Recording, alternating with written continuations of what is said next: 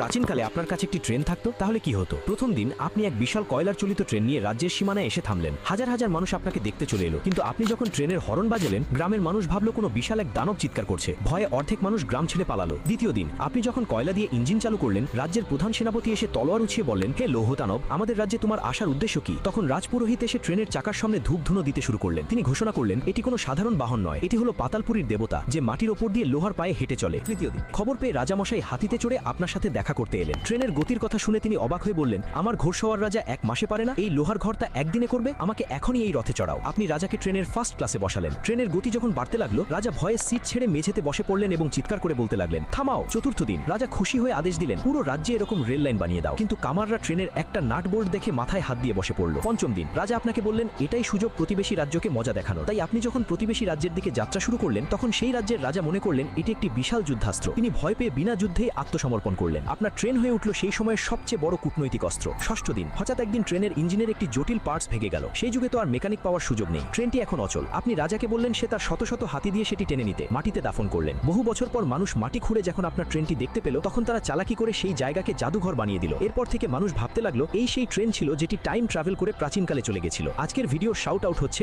অমর ফারুক। তুমিও যদি চাও নেক্সট ভিডিওতে আমি তোমার নাম নিব, তাহলে অবশ্যই ভিডিওটিতে লাইক করে এবং চ্যানেলটিকে সাবস্ক্রাইব করে